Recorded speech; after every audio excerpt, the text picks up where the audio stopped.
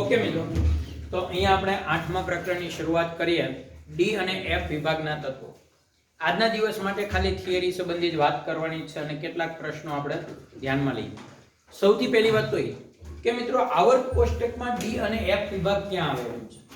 તો આવર્ત કોષ્ટકમાં એસ વિભાગ અને પી વિભાગની વચ્ચે ડી વિભાગ છે, બરાબર ને? આપણે આવર્ત કોષ્ટકનું આવી રીતે જો આકાર દોરીએ તો તમને ખ્યાલ છે આ રીતે આવર્ત કોષ્ટક છે અને નીચે આવી રીતે બે રો છે. મિત્રો આ એસ વિભાગ છે, આ પી વિભાગ છે, એની વચ્ચે ડી વિભાગ છે અને આ એફ વિભાગ છે. આ પહેલો અને બીજો સમૂહ એ એસ વિભાગનો છે. તમે લોકો આનો અભ્યાસ કર્યો એટલે કોઈ પ્રશ્ન નથી. પછી 3 થી 12 એટલે કે 10 સમૂહ આવે છે. 3 થી 12 એટલે કુલ કેટલા સમૂહ થશે? 10. એ ડી વિભાગમાં છે અને 13 થી 18 એ પી વિભાગમાં છે. અને આ જે વિભાગ છે એફ વિભાગ, એને આપણે એના માટે કોઈ સમૂહ નથી. કારણ કે એક બીજી વાત પહેલા સમજાવી દઉં. આજે અહીંયા જે ખૂણો પડે છે, અહીંયા આગળ બે આવર્ત આવી જાય છે. એનો મતલબ એવો થયો કે ડી વિભાગની શરૂઆત જ કયા આવર્તથી થશે? ત્રીજા આવર્તથી થશે. ઓકે, અને ડી વિભાગ ત્રીજા આવર્તમાં આવે છે. ડી વિભાગનો ત્રીજો આવર્ત છે એટલે એની બહારની કક્ષા 3D. આમ તો 4s હોય પણ ડી ની દ્રષ્ટિએ કહીએ તો એ 3D હશે. એટલે કે ડી માં ઇલેક્ટ્રોન 3D માં ઇલેક્ટ્રોન દાખલ થાય, જેની ઇલેક્ટ્રોન રચનામાં 3D માં ઇલેક્ટ્રોન દાખલ થયો હશે મિત્રો, એ ત્રીજા આવર્તમાં હશે. ત્યાર પછી ચોથો આવર્ત છે એ 4D થી ભરાયેલો છે, એમાં 4D કક્ષક ભરાયેલી છે. પાંચમા આવર્તમાં છે એ 5D આવે છે. પછી છઠ્ઠા આવર્તમાં 6D અને સાતમા આવર્તમાં શું આવશે? પણ મિત્રો તમને ખબર છે કે આમાં પણ આપણે એ બધા જાણીએ છીએ કે આમાં પણ એક પ્રશ્ન છે કે અહીંયા જે સાતમો છે અધૂરો છે. અને એક વાત તમને એ પણ કરી દઉં કે આપણે અહીંયા લખીએ છીએ ત્રીજી કક્ષા, યાદ કરો, પણ હકીકત એને આવર્ત કેટલામો આપીએ છીએ આપણે? કારણ કે હું તમને એક ઉદાહરણ આપું, અહીંયા ખાસ ધ્યાનમાં રાખજો. આમાં પી અને એસ ના ઉદાહરણનું અહીંયા ભૂલ ના પડવી જોઈએ. કઈ ભૂલ પડવાની શક્યતા છે? તમને એમ કહું કે ડી માં ઇલેક્ટ્રોન જાય એટલે તમે લખો 3D. હકીકત મિત્રો તમે આને આધારે આવર્ત લખો છો, મેં કીધું એટલે બધા યસ માની લીધું. તમે ત્રીજો આવર્ત એટલે 3D વિચારો છો, તમે મને કહો શું આવે? અરે ભાઈ, ત્રીજો આવર્ત એટલે 3D નો થાય. ત્રીજો આવર્તમાં હકીકતમાં આપણે જે વાત કરીએ છીએ, તમને એક વાત તો એ કે મેં તમને આવું સમજાવેલું છે મિત્રો. આપણે એક કામ કરીએ, એક પહેલા ઉદાહરણ આપું. સોડિયમ, યાદ કરો, મેં ઇલેક્ટ્રોન રચનાને આધારે સમૂહ અને આવર્ત કીધો હતો, બરાબર? એનો મતલબ એવો છે કે આપણે હજી પણ આ પ્રકરણ કેટલી વાર ટેસ્ટમાં આવી ગયું પણ છતાં તમને આ ખ્યાલ નથી. આમાં કોઈએ વિરોધ ન કર્યો કે 3G એટલે 3D, ચોથા આવર્ત એટલે 4D, કોઈ વિરોધ ન કર્યો. મેં લખી નાખ્યું, તમે માની લીધું. મિત્રો એક વાત તમે સમજો કે આમાં તમે લોકો શું કરો છો? આમ તો આ બહારની કક્ષા આ કહેવાય. ઓકે, તો ત્રીજી કક્ષા છે તો એ ત્રીજા આવર્તમાં હશે, તો આ ત્રીજા આવર્તમાં હશે. બહારની કક્ષાનો ક્રમ ઈ આવર્ત હોય. પણ જ્યારે મિત્રો તમે સ્કેન્ડિયમ લખો છો 21 નંબર, ત્યારે ભલે તમારો છેલ્લો ઇલેક્ટ્રોન આર્ગોન 18, 4s2 અને 3d1 ભલે છેલ્લો ઇલેક્ટ્રોન ડી માં જાય, પણ તમે મેક્સિમમ કઈ કક્ષાનો યુઝ કર્યો છે? 4 નંબરની કક્ષાનો. વધુમાં વધુ તમે કયા નંબર સુધી ગયા છો? ચોથી. પછી ભલે 4s ભર્યા પછી તમે 3d ભરો. એટલે યાદ રાખજો કે 3d નો ક્રમ એ આવર્તનો ક્રમ નથી. આવર્તનો ક્રમ કયો આવશે? આની આગળ કોણ ભરાયું એ આવશે. એટલે ખાસ યાદ રાખજો કે આ 3d એ ત્રીજો આવર્ત નહીં, એ કેટલામો આવર્ત છે? ચોથો આવર્ત. ઓકે, પછી આ કેટલામો આવર્ત થાય? પાંચમો. પછી છઠ્ઠો. અને આ કેટલામો આવર્ત થાય? સાતમો. મિત્રો આ એક વાત ખાસ ધ્યાનમાં, કારણ કે તમે જુઓ આ કોના પછી ભરાય તો 4s, આ કોના પછી 5s, આ 6s, 7s અને આવી રીતે આવે છે. તો એટલી તમને ન ખબર પડી જાય કે બહારની કક્ષા ભલે ભરાય છેલ્લો ઇલેક્ટ્રોન ડી માં, પણ મિત્રો એના ક્રમ કરતા તમે આગળનો ક્રમનો યુઝ કરી લીધો છે. આપણો નિયમ છે કે મહત્તમ, આમ તો વ્યાખ્યા લોકોએ 11 માં એવી આપી કે છેલ્લો ઇલેક્ટ્રોન જેમાં દાખલ થાય એક આવર્ત, પણ હકીકત એના કરતા એમ કહેવાય કે કોઈ પણ પરમાણુની ઇલેક્ટ્રોન રચનામાં મહત્તમ કક્ષાનો ક્રમ, એટલે છેલ્લામાં છેલ્લો નંબર કયો યુઝ કર્યો. પછી ભલે તમે 3D માં ઇલેક્ટ્રોન દાખલ કરો, પણ તમે 4s નો યુઝ કર્યો, તમે ચોથી કક્ષાનો યુઝ કર્યો, તો આવર્ત ચોથો આવશે.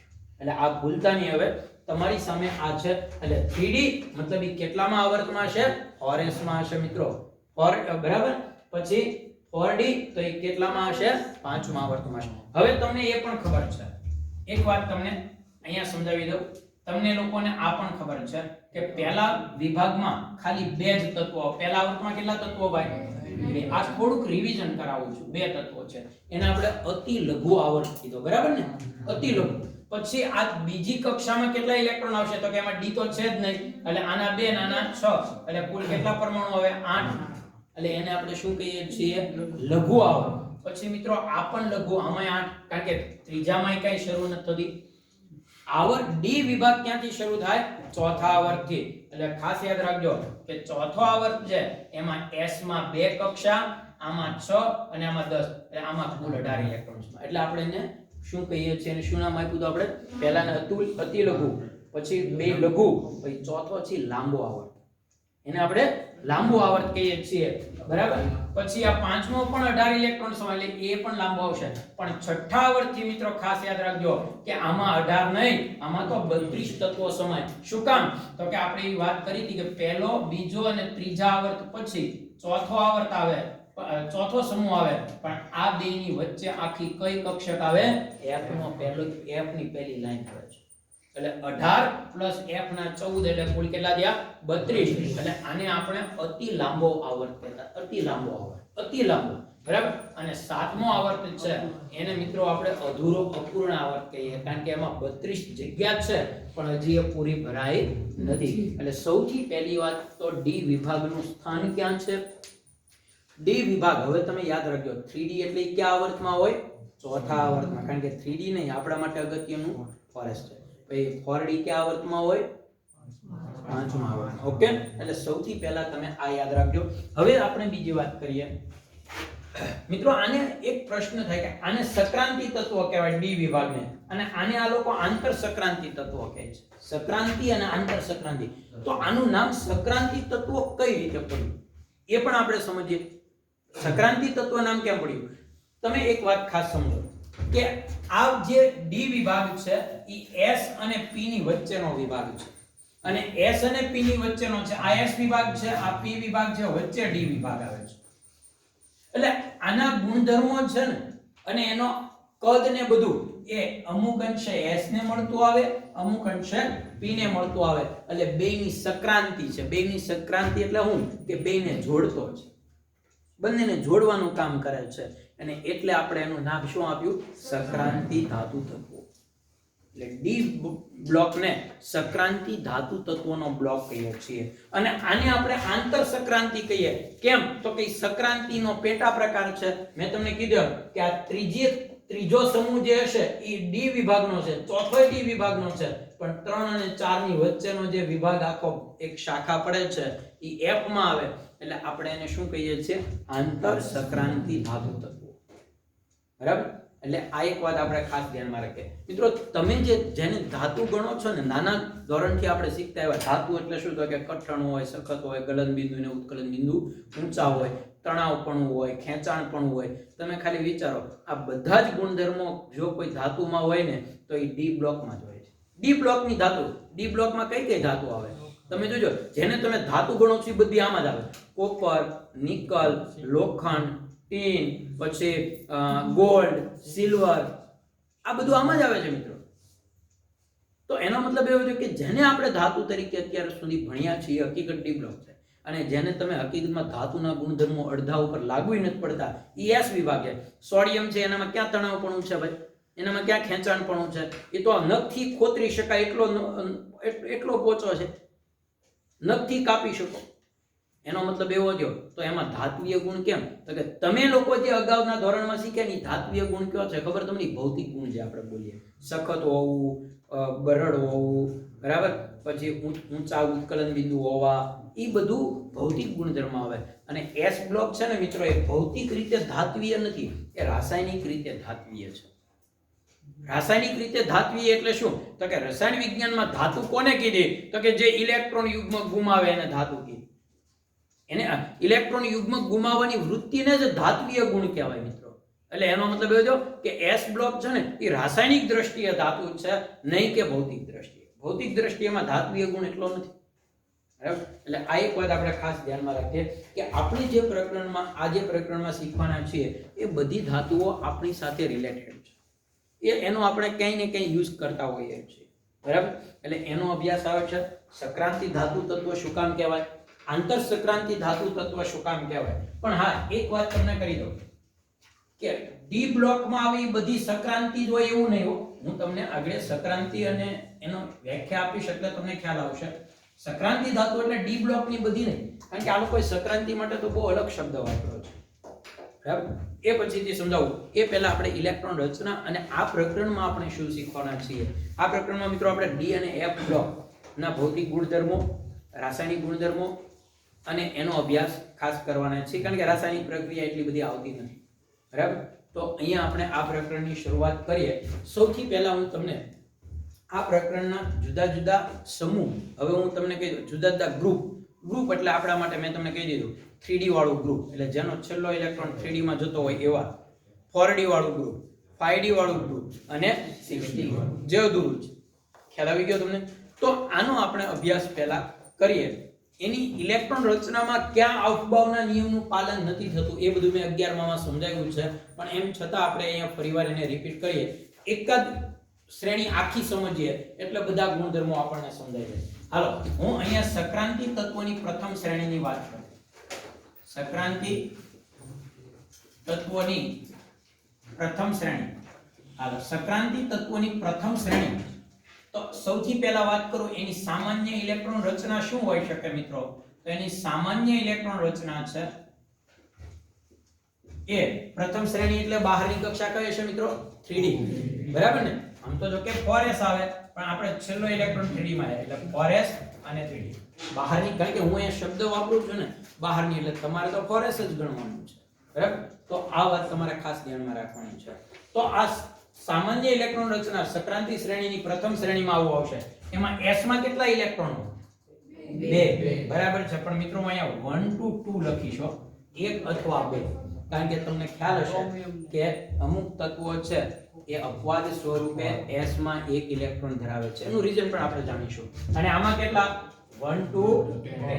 આ ઇલેક્ટ્રોન રચના આપણે લખવી જોઈએ, સામાન્ય ઇલેક્ટ્રોન રચના. હવે થોડી વાત પહેલા એ કરી દઉં, એટલે ત્યારે મારે તમને નો ફરીવાર આ રિપીટ જ કરું છું. 11માં મેં આ સમજાવેલું છે. અહીંયા ધ્યાન આમાં s માં પહેલો ઇલેક્ટ્રોન ભરાય છે. શું કામ? તો તમને બધાને અવભાવનો સિદ્ધાંત, હુમનો સિદ્ધાંત એ બધા યાદ છે. એમાં એક આવતું હતું કે હકીકતમાં ઇલેક્ટ્રોન સૌથી પહેલા નીચી ઉર્જાવાળી કક્ષકમાં જાય. તો આ બેમાંથી કોની ઉર્જા નીચી છે અને કોની વધુ છે કેમ નક્કી થાય? તો તમને યાદ હોય તો આપણે શું લખતા હતા મિત્રો? n + l. બરાબર ને? હવે આનું n એટલે કક્ષાનો ક્રમ ત્રીજી, અને l એટલે કોણીય વેગમાન. d હોય ત્યારે કોણીય વેગમાન શું હોય? 2. જો આમાં પાછું ખાસ યાદ રાખજો, s એટલે 0, p એટલે 1. તો અહીંયા મિત્રો 3 + 2 એટલે કેટલા આવશે? 5. અહીંયા જુઓ, અહીંયા n કેટલા છે? 4. અને આ 0 એટલે કેટલા થાય? 4. હવે તમે જો n + l નું મૂલ્ય નાનું ક્યાં છે? 4s માં. અને એટલે 4s ની ઉર્જા ઓછી છે એવું આપણે બોલીએ છીએ. 4s ઓછી ઉર્જા વાળી કક્ષક છે એ આપણે આને આધારે કહીએ છીએ.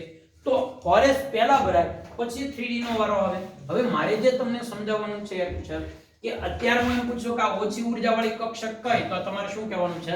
4s. એટલે 4s આ ગ્રેટર ધેન ને લેસ ધેન ની ઉર્જા માટે છે, યાદ રાખજો. આ ઓછી ઉર્જા વાળી કક્ષક છે અને આ બંધ નથી પાછા. આ ઓછી ઉર્જા વાળી કક્ષક છે, આ. તો સીધી વાત છે, ઇલેક્ટ્રોન અવબાવના નિયમ પ્રમાણે ક્યાં પહેલા ભરાશે? s માં. ઓકે, હાલો હવે જોજો 3D માં એક કે નથી ઇલેક્ટ્રોન. હું પહેલો ઇલેક્ટ્રોન ગોઠવવા જઈ રહ્યો છું તો s માં આવશે. પછી તો કે અત્યારે ઉર્જાનો ક્રમ જે છે હવે હું s બીજો ઇલેક્ટ્રોન પણ s માં જશે ત્યારે પણ ઉર્જાનો જે ક્રમ છે એનો એ જ રહેશે. પછી હવે ઇલેક્ટ્રોન જ્યારે ત્રીજો દાખલ કરીશ ત્યારે 4s ભરાઈ ગયા. હવે કોનો વારો આવે? હવે d. પહેલા 4s ભરાય, ઓછી ઉર્જા વાળી કક્ષક. હવે d. હવે d માં જ્યારે આવશે મિત્રો, એક ઇલેક્ટ્રોન જેવો d માં દાખલ થાય એટલે ઉર્જાનો ક્રમ બદલાઈ જાય. આ ખાસ યાદ રાખજો, કારણ કે આપણે એવું શીખ્યા હોઈએ કે હંમેશા ઇલેક્ટ્રોનની ગોઠવણી કેમ થાય? તો કે જેમ નીચી ઉર્જા વાળી કક્ષકથી થાય ક્રમ પ્રમાણે. બરાબર ને? એટલે પછી સૌથી પહેલા ઇલેક્ટ્રોન દૂર ક્યાંથી થાય? તો કે સીધી વાત છે, જે છેલ્લો દાખલ કર્યો હોય. અને એના માટે મેં તમને ઓલા મમરાના લાડવાનું ઉદાહરણ આપતો હતો કે ડબ્બામાં મમરાના લાડવા ભરીએ તો સૌથી પહેલા હાથમાં કેવો આવશે? જે છેલ્લે ભર્યો હોય. તો આમાં એવું થવું જોઈએ કે છેલ્લે કોણ આવ્યો? ડી નો. પણ ડી નો ઇલેક્ટ્રોન નથી દૂર થતો મિત્રો, પહેલા દૂર ક્યાં થાય? એસ. આવું શું કામ? કારણ કે જ્યારે ડી માં ઇલેક્ટ્રોન દાખલ થાય એટલે બંનેની ઊર્જાનો ક્રમ બદલાઈ જાય. કેમ? તો કે ડી કક્ષકમાં જેવો ઇલેક્ટ્રોન દાખલ થશે ને એટલે કેન્દ્રનું આકર્ષણ ડી ને વધુ લાગવા મળશે. કારણ કે અમસ્તી આ ડી કક્ષક છે 4s ની સાપેક્ષમાં તો નજીક જ છે, ત્રીજો ક્રમ છે એટલે કેન્દ્રથી તો કેવી છે? નજીક જ છે. પણ આકર્ષણ નહોતું લાગતું, ઊર્જાનો ક્રમ ઊંચો હતો, એનું કારણ હતું n+l.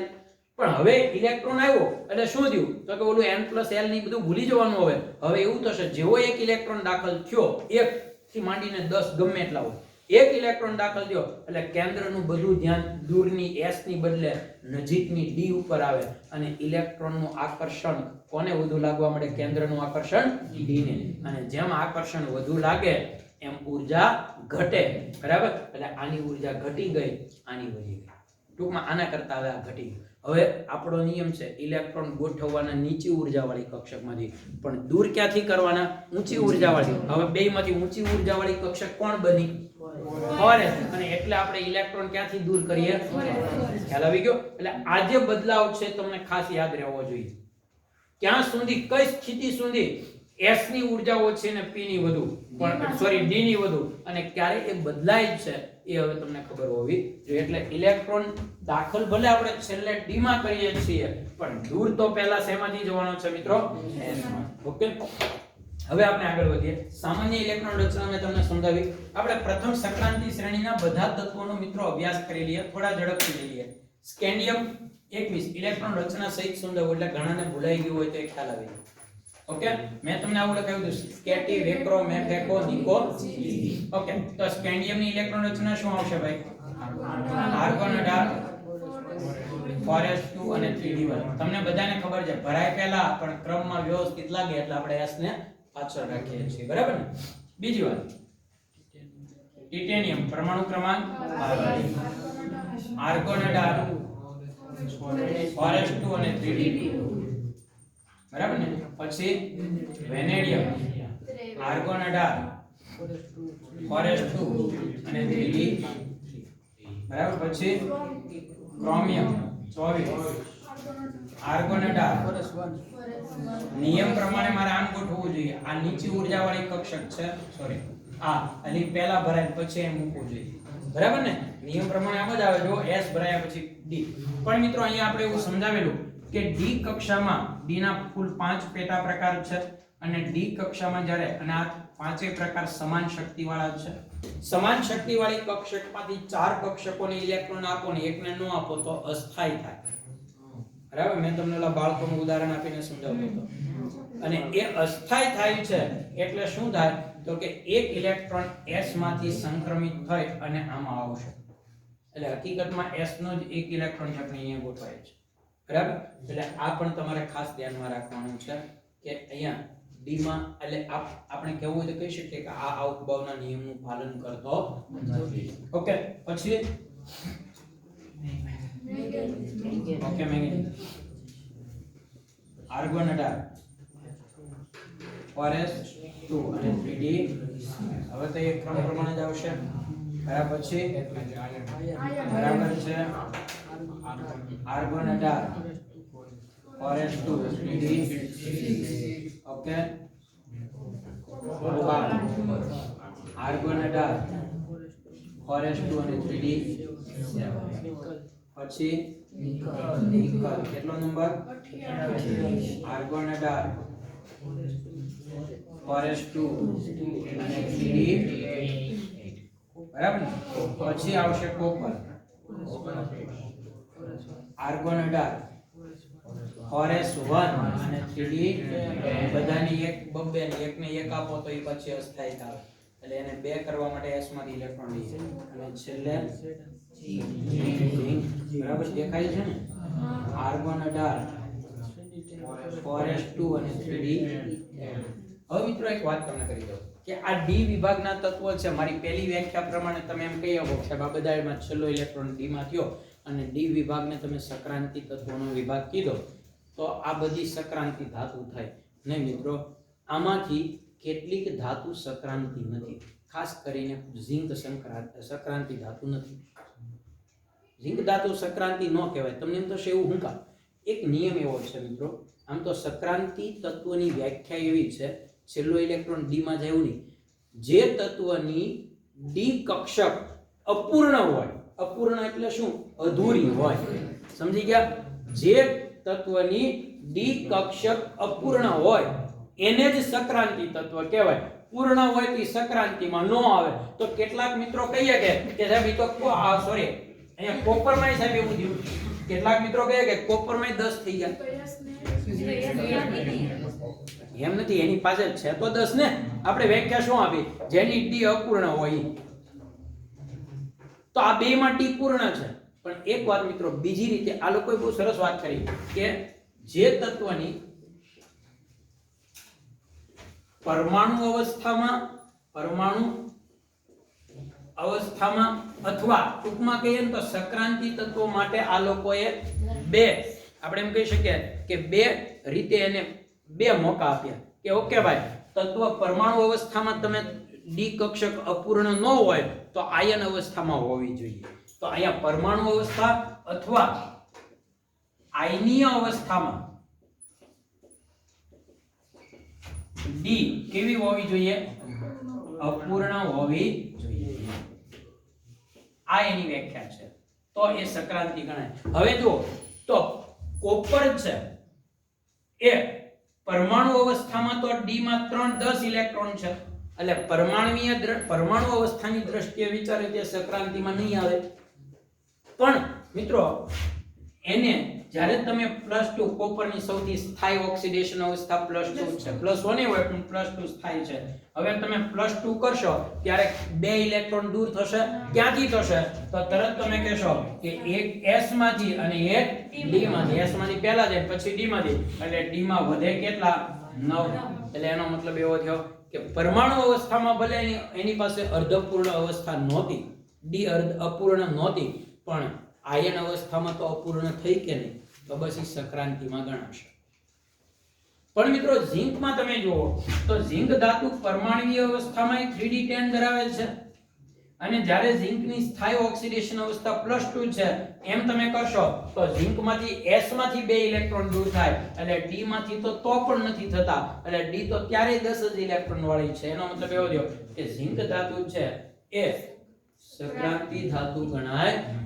ખ્યાલ આવી ગયો? એટલે ખાસ યાદ રાખીએ કે આ બધા શ્રેણીમાં છેલ્લી ધાતુ છે ને સક્રાંતિ ધાતુ નહીં આવે.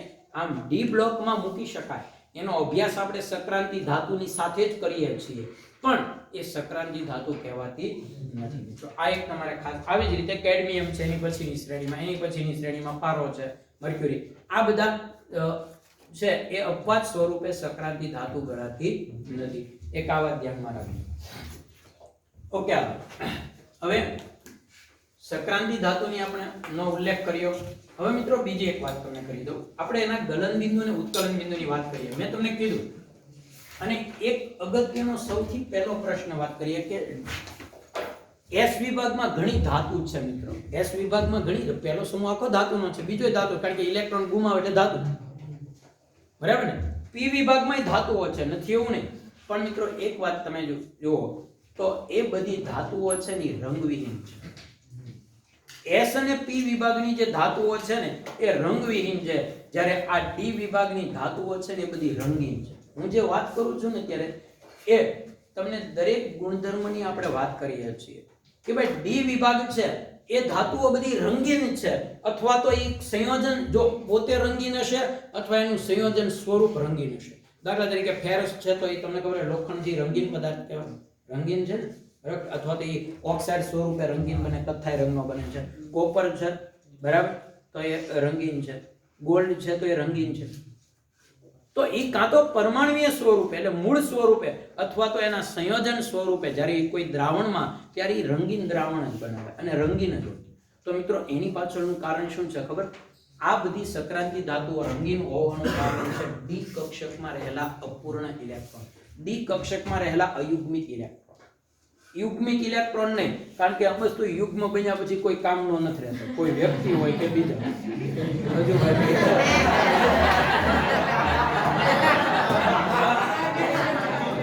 અયુગ્મ હોય ને તો એ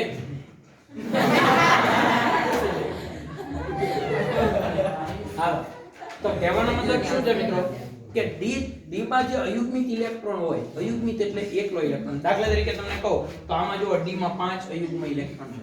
મિત્રો આ અયુગ્મ ઇલેક્ટ્રોન હોય તો રંગીન હોવાનું કારણ તમને આપું.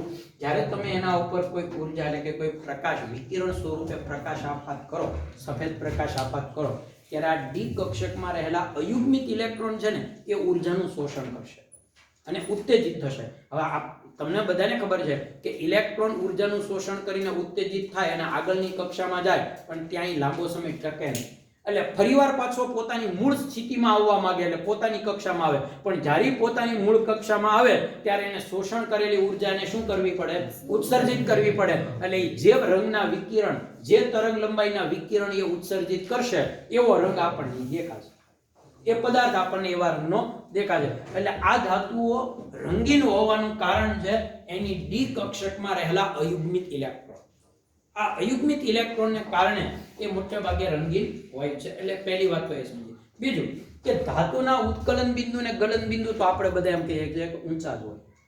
મારી વાત બરાબર છે, ધાતુના ગલન બિંદુ અને ઉત્કલન બિંદુ ઊંચા હોય. પણ આ ગલન બિંદુ અને ઉત્કલન બિંદુ ઊંચા હોવાનું કારણ પણ એક રીતે તો ડી વિભાગમાં રહેલા અપૂર્ણ ઇલેક્ટ્રોન છે. તમે જુઓ તો સૌથી મેક્સિમમ અપૂર્ણ ઇલેક્ટ્રોનની સંખ્યા તમને ક્યાં જોવા મળશે? તો કે આ બેમાં જોવા મળે. 5 અપૂર્ણ ઇલેક્ટ્રોન. આ 5 ઇલેક્ટ્રોન છે અયુગ્મિત છે કે નહીં? અયુગ્મિત ઇલેક્ટ્રોન જ જવાબદાર છે. અને અયુગ્મિત ઇલેક્ટ્રોનની સંખ્યા જેમ વધે ને એમ ગલન બિંદુ વધે. એટલે આના ગલન બિંદુની વાત કરો ને તો ક્રોમિયમ થી મેંગેનીઝ સુધી વધશે, અને પછી પાછું મેંગેનીઝ સુધી વધે અને પછી મેંગેનીઝ થી નીચે જાવ ને એમ ઘટે. કેમ એમ? હા, ઇલેક્ટ્રોન ડી માં વધે પણ અયુગ્મિત સંખ્યા ઘટે. દાખલા તરીકે તમને એક ઉદાહરણ આપું. આમાં 5 ઇલેક્ટ્રોન અયુગ્મિત છે, આમાં 5 ઇલેક્ટ્રોન અયુગ્મિત છે, પણ મિત્રો ફેરસમાં ડી માં 6 ઇલેક્ટ્રોન છે, પણ 6 ઇલેક્ટ્રોન છે. જ્યારે તમે ડી ના 6 ઇલેક્ટ્રોન ગોઠવશો ત્યારે પહેલા બધામાં એક આપો છો, પછી એક તમે રિપીટ કરો છો. એનો મતલબ એવો છે કે એક યુગ્મ બની ગયું. એટલે અયુગ્મ તો કેટલા વધ્યા? એટલે આગળ જતા ડી માં ભલે ઇલેક્ટ્રોન વધે પણ એમાં અયુગ્મની સંખ્યા ઘટતી જાય છે. એટલે ગલન બિંદુ પણ શું થતું જાય છે? ઘટતું જાય છે. એટલે હંમેશા દરેક, આજે હું તમને પ્રથમ શ્રેણી સમજાવું છું ને એ જ બધા માટે લાગુ પડશે. પછી દ્વિતીય શ્રેણીમાં પણ આ જ લાગુ પડે, તૃતીય શ્રેણીમાં પણ આ જ લાગુ પડે કે વચ્ચેના તત્વોના ગલન બિંદુ છે ઊંચા હોય છે, બંને છેડાના તત્વોના ગલન બિંદુ સામાન્ય રીતે કેવા હોય છે? નીચા હોય છે. તો એની પાછળનું કારણ પણ મિત્રો આ જ છે, આપણે ધ્યાનમાં રાખીએ. ઓકે,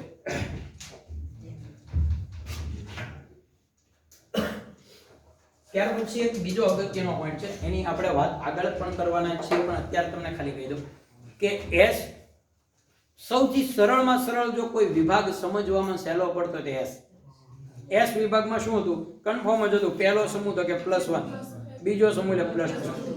થોડીક જો આપણને ગરમી લાવી દીધી હોય તો એ પી બ્લોક. એમાં 2-3 કારણ હતા. એક તો એનો ઓક્સિડેશન આંક અલગ અલગ હોય. આપણે જોયું ને 17મા સમૂહમાં -1 હોય, પછી +1, +3, +5 અને +7 સુધી હોય. એટલે ક્યારેક તો કઈ સ્વરૂપમાં હોય આપણે જોવું પડે. બરાબર ને? એટલે બીજી એક વાત કે પી બ્લોકે આપણને વધુ એટલા માટે ગરમી લાવી દીધી છે કે એમાં એક જ સમૂહમાં આપણે એવું મેન્ટાલિટી એવું રીતે વિચારતા હોય કે એક સમૂહમાં સમાન ગુણધર્મો હોય, પણ મિત્રો પી માં લાગુ પડતું જ નથી. પી વિભાગમાં કોઈ પણ સમૂહ લો, ઉપરનો અધાતુ હશે, વચ્ચે અર્ધધાતુ હશે. આ મોટો પ્રશ્ન હતો. બરાબર ને?